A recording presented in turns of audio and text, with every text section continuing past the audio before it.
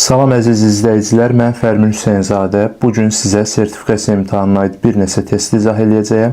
İzaha keçmədən əvvəl onlayn dərslər haqqında məlumat verim. Əgər siz də ödənişli şəkildə onlayn dərslərlə maraqlanırsınızsa, 055 623 13 03 nömrəsinə WhatsApp-da yazırsınız və bizim onlayn dərslərimizə qoşulursunuz. Hal-hazırda endirimdir və bu endirimdən yararlana bilərsiniz. Son olaraq Instagram səhifəmizi də bildirim. Fatih Akademiya.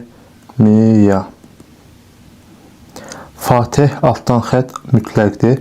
Akademiya Instagram səhifəmizdir və oradan da müxtəlif suallar paylaşılacaq və izahları veriləcək. İndi isə başlayaq izaha. Birinci sualda bizdən soruşur ki, verilənlərdən biri məstər deyil. Məstərin şəkilçisi hansı idi? Təbii ki, maq üstü 2 şəkilçisi idi. Maqmək şəkilçisi görürəm ki, bütün sözlərin üzərində, yəni ilk baxışdan bütün sözlərin üzərində maqmək şəkilçisini görmək mümkündür. Lakin bu demək deyil ki, nəyinsə üzərində biz hər zaman maqmək şəkilçisini görəndə onu məstər hesab etməliyik. Bunun üçün bu həmin söz feil olmalıdır ilk növbədə və həmin feili biz inkarda da işlətməyi bacarmalıyıq. Bilirsiniz ki, biz testləri izah edən zaman müxtəlif priyomlar, müxtəlif metodlar öyrədirik ki, imtahanda da vaxt qazana biləsiniz. Burada biz başlayırıq E variantından. Əs sözün köküdür. Mək qrammatik şəkilçisidir. Məstərin şəkilçisi də qrammatik şəkilçisidir. Əzmək dedikdə feil nəzərdə tutulur. Mək şəkilçisi də, maq şəkilçisi də məstərin şəkilçisidir. Demək ki, bu söz məstərdir. Yazmaq sözü, yaz sözündən yazmaq sözü. Yazmaq nə etmək? Feilin sualına cavab verir. Demək ki, məstərdir. Eyni zamanda çal sözündən çalmaq sözü, qaç feilindən də qaçmaq feili formalaşıbdır. Yəni, maq verilmiş sözlərin üzərində maq məstər şəkilçisidir. Və bunu rahat müəyyən etmək üçün həmin sözləri inkarda da işlədə bilərsiniz. Çünki inkarda yalnız feil işlənir. Baxın, əzmək, əzməmək deyə bilirəm. Yazmaq, yazmamaq deyə bilirəm. Çalmaq, çalmamaq deyə bilirəm. Qaçmaq, qaçmamaq yenə deyə bilirəm. İnkar şəkilçisi yadınızda qalsın ki, qeyd dəftərinizdə də qeyd edin, yalnız və yalnız feillərin üzərinə artırıla bilər. Və eyni zamanda, yəni əlavə bir metodda sizə nə deyə bilərəm? Arkən, yəni feili bağlamanın şəkilçisi ki var, arkən və eyni zamanda anda. Yəni feilin təsriflənməyən formalarından biri də feili bağlamadır. Məstər də feilin təsriflənməyən forması olduğuna görə, yəni bu hər zaman özünü ödəməyə də bilər. Sadəcə olaraq müəyyən məqamlarda sizin köməyinizə çata bilər. Necə? Əgər məstərdə verilmiş sözlərə biz arkən, anda artıra biliriksə, yəni məstərin şəkilçisini silməklə həmin o feillərə, kökü verilmiş feillərə arkən, anda artıra biliriksə, demək ki, həmin o maq məstərin şəkilçisidir. Çünki bu feilin təsriflənməyən forması feili bağlamanın şəkilçisidir. Məstər də feilin təsriflənməyən formalarından biridir. Demək ki, həmin o maqməki biz məstər şəkilçisi kimi düşünə bilərik. Yəni, arkən təbii ki, anda bunlar feili bağlamanın şəkilçiləridir. Bu demək deyil ki, artıranda o feili bağlaman, maq feili bağlamanın şəkilçisi olacaq. Yəni, belə bir qayda yoxdur və maq şəkilçisi də yalnız feilin təsriflənməyən formalarında məstərin şəkilçisidir. Əzmək, indi məki silirəm oradan, əzəndə. Əzəndə, baxın, anda artırdım. Əzərkən, arkənin ikinci versiyası, baxın, üstü 2-dir. Yəni, arkən, ərkən, anda, əndə. Əzəndə, əzərkən, demək ki, mək nədir? Məstərin şəkilçisidir. Yazmaq, yazarkən, yazanda artıra bildim. Demək ki, maq məstərin şəkilçisidir. İndi gəlin burada yenə də maqın üstündən xətt çəkək. Yəni, üstündən ona görə xətt çəkirəm ki, mağı silirik və kökə, yəni çal feilinə arkən artırırıq. Çalarkən, çalanda artıra bildim. Demək ki, maq məstərdir. Qaçmaq feilində mağı silək, qaçarkən, qaçanda yenə artıra bildim. Demək ki, maq məstərin şəkilçisidir. Bir daha qeyd edirəm, diqqətli şəkildə dinləyin. Bunlar feili bağlamanın şəkilçiləridir. Yazıram, feili bağlama. Bu şəkilçiləri artırarkən bu demək deyil ki, həmin o maq şəkilçisi feili bağlamanın şəkilçisi olacaq. Yəni, yəqin ki, ən azından müəyyən qədər məlumatınız var. Yox, məlumatınız yoxdursa, demək ki, bu test sizə çətin gələcək. Feili bağlamanın maqməc deyə bir şəkilçisi yoxdur. Sadəcə feili bağlama feilin təsriflənməyən formalarından biridir. Feilin 3 dənə təsriflənməyən forması var. Məsdər, feili sifət, feili bağlama. Və burada da məsdərin maqməc şəkilçisi var və orada hansısa bir şəkilçisi yoxdur ki, biz götürək məsdərin digər şəkilçisi ilə əvəz eləyək və deyək ki, bu məsdərdir. Ona görə məcbur qalıb feilin təsriflənməyən formalarından feili bağlamanın şəkilçilərindən götürüb artırırıq və beləcə tapırıq. Bu özünü o qədər də doğrultmaya bilər. Lakin inkarda işlətmək qaydası özünü doğrulda bilər. Çünki feil inkarda işlənir. İndi burada da çomaq sözü. Gəlin artıraq. Baxın, mağı silək oradan. Çoarkən, çoanda deyə bilmirəm. Demək ki, çomaq sözündə maq məsdər deyil. Və yaxud da çomaq, çonmamaq deyə bilmirəm. Yəni, inkarda da işlədə bilmirəm. Demək ki, çomaq sözü sadə sözdür və isimdir. İsim. Məsdər isə feildir. Demək, bu tipli sözləri təhlil etmədən, yəni tərkibinə görə təhlil etmədən ilk baxışda biz yanıla bilərik. Təbii ki, ilk baxışdan bu maq şəkilçisi bir şəkilçiyə bənzəyir. Yəni, bu maq bir şəkilçiyə bənzəyir. Amma bu demək deyil ki, o şəkilçidir. Ona görə bu tipli testləri yerinə yetirmək üçün mütləq şəkildə söz tərkibinə görə təhlil edilməli, yəni kök və şəkilçi ayrılmalıdır. Bunlar məsdərdir. Məsdər. Həmçinin bu da məsdərdir. Bu da məsdərdir. Və bu da məsdərdir. Lakin birincisi isə isimdir. Doğru cavab olur A variantı. Digər variantlar doğru cavablar deyil. Kifayət qədər rahat bir test tapşırığıdır və bir daha qeyd edirəm. Təbii ki, siz bu test tapşırığını təhlil etmək üçün sözü kök və şəkilçi ayırmaqla da tapa bilərdiniz. Yəni, sözün kökü qaç, maq qrammatik, çal, sözün kökü maq qrammatik, yaz sözün kökü maq qrammatik, əs sözün kökü mək qrammatik, amma çox sözün kökü maq qrammatik deyə bilmərik, çünki dilimizdə çox sözü yoxdur. Yəni, siz bunu kök və şəkilçi ayırmaqla da rahatlıqla tapa bilərdiniz. Lakin əlavə qaydalara bəzən ehtiyac olur, bəzi sözlərdə, indi bu testdə ehtiyac olmasa da, bəzi testlərdə ehtiyac ola bilər. İndi isə keçək 2 nömrəli test tapşırığına. Gələcək zamanda olan feillər cərgəsini müəyyən edin. Gələcək zamanın şəkilçiləri biri ar üstü 2-dir və inkarda 3-cü şəxsdə maz olur o şəkilçi, yəni ar şəkilçisi maza keçir 3-cü şəxsdə. Acaq şəkilçisidir, acaq üstü 2. Yəni, qəti gələcək zamanın şəkilçisi acaqdır. Və qeyri-qəti gələcək zamanı şəkilçisi isə ardır və mazada inkar zamanı maza keçir. İndi gəlin baxaq. Bu tipli testləri də yerinə yetirmək üçün mütləq şəkildə sözlər kök və şəkilçisi ayrılmalıdır. Biz söz yaradıcılığını keçən zaman qeyd etmişdik ki, söz yaradıcılığını yaxşı mənimsəməsək, biz isimdə, feildə və digər nitq hissələrində çətinlik çəkəcəyik. Zaman şəkilçilərini müəyyən etmək üçün, feilin qrammatik məna növünün şəkilçilərini müəyyən etmək üçün, feilin şəkillərini müəyyən etmək üçün, isimlərin quruluş növünün sifətlərlə bağlı məsələləri müəyyən etmək üçün mütləq şəkildə sözlər kök və şəkilçi ayrılmalıdır və buna görə də söz yaradıcılığı yaxşı mənimsənilməlidir. Əgər söz yaradıcılığında hər hansı bir boşluğunuz varsa, mütləq şəkildə onda olan boşluğunuzu doldurub, yəni möhkəmləndirib, ondan sonra feillə bağlı test tapşırıqlarına baxa bilərsiniz. Və beləcə rahatlıqla öhdəsindən də gələcəksiniz. Gəlin kök və şəkilçi ayıraq. Bax sözün köküdür, ar zaman şəkilçisidir. Qeyd etmişdik ki, zaman şəkilçiləri ya kökə, ya birbaşa kökə, ya da birbaşa başlanğıc formaya artırılır. Baxın, bir də qeyd etmişdik ki, feilin zaman şəkilçiləri qrammatik şəkilçilərdir. Düzdürmü? Və onun qrammatik yoxsa leksik olduğunu müəyyən etmək üçün də maq üstü 2, yəni məsələnin şəkilçisindən istifadə edirdik. Artıra bildiksə leksikdir, artıra bilmədiksə qrammatikdir. Gəlin başlayaq. Baxmaq, baxarmaq olurmu? Olmur.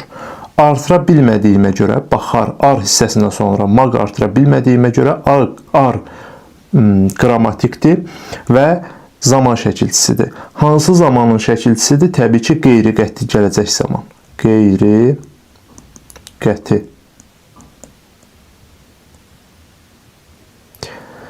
Və gəl sözün köküdür. M inkar şəkilçisidir. İnkarda demişdik ki, ar şəkilçisi mas formasına keçə bilir.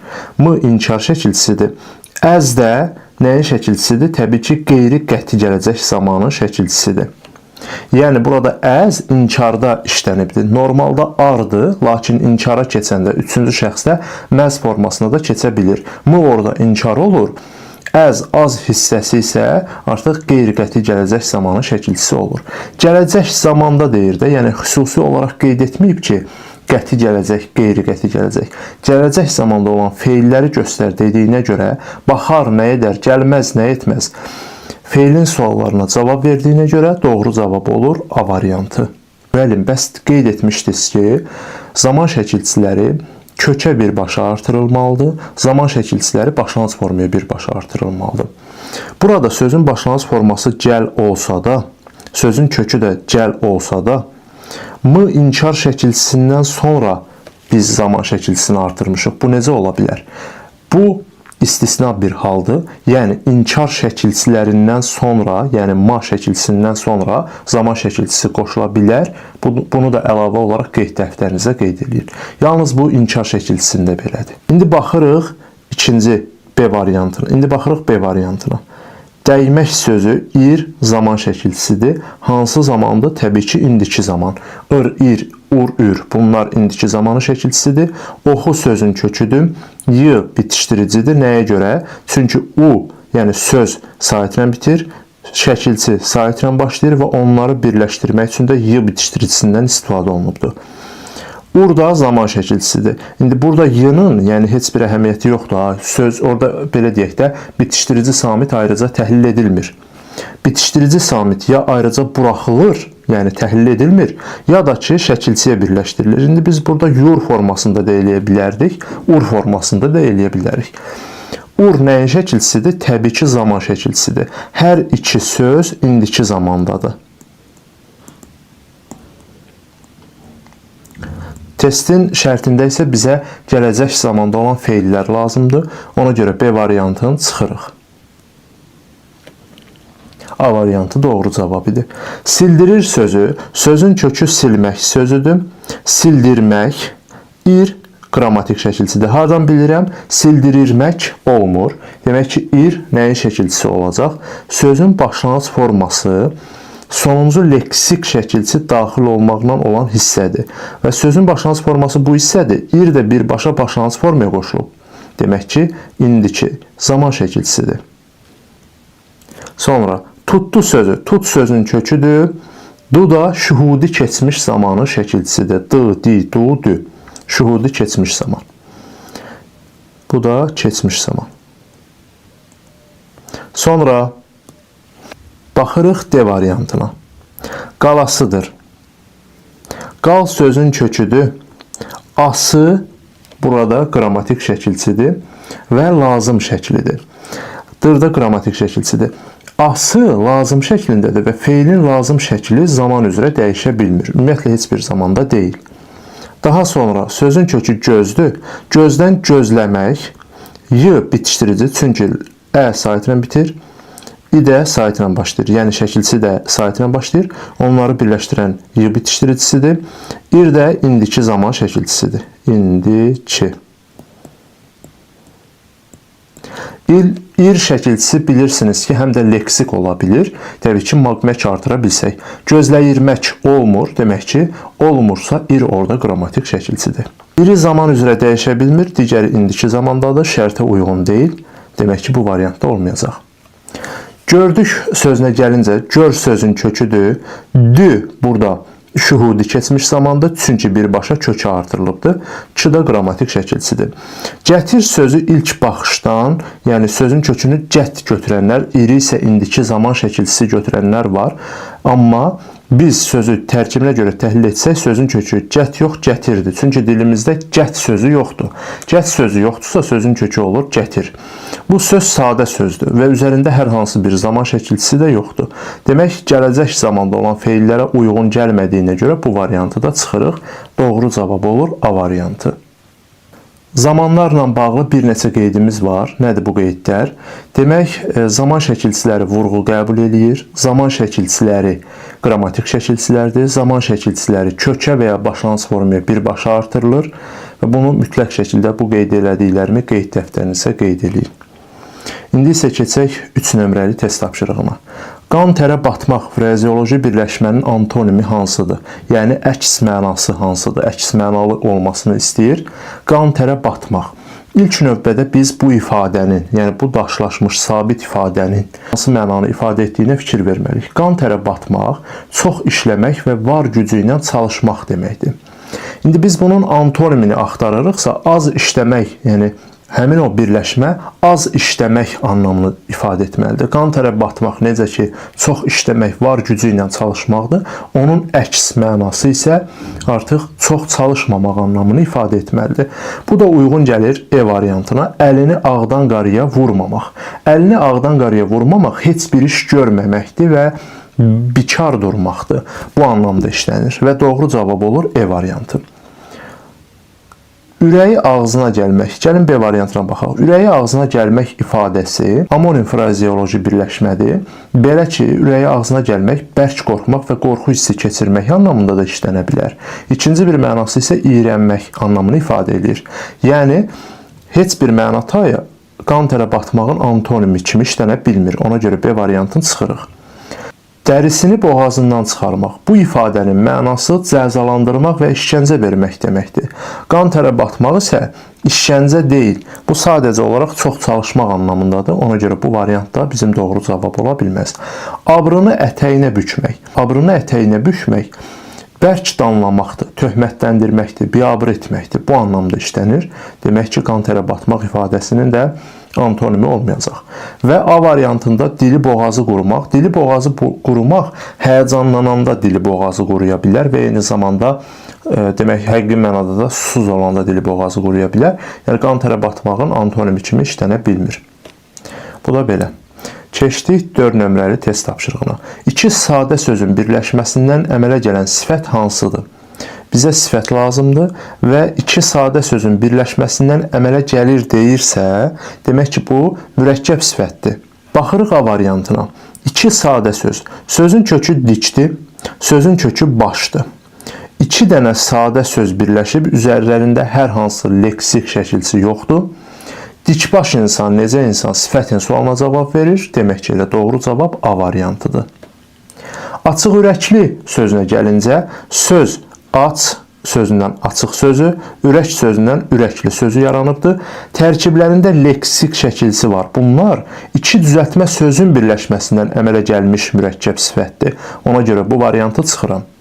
Bizə lazımdır iki sadə sözün birləşməsi. Uzun sadə sözdür, şərtə uyğundur. Saç sözün köküdür, L leksikdir.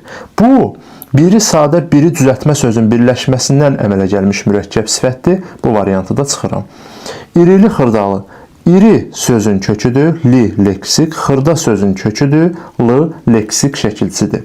Əks mənalı sifətlərin birləşməsindən əmələ gələn mürəkkəb sifətdir və iki sadə sözün birləşməsindən yox, iki düzəltmə sözün birləşməsindən əmələ gəlibdir. Demək ki, bu variantda olmayacaq. Uca boylu. Sözün kökü uc deyil. Sözün kökü ucadır. Yəni, nəyinsə ucundan ucaya getmirsən.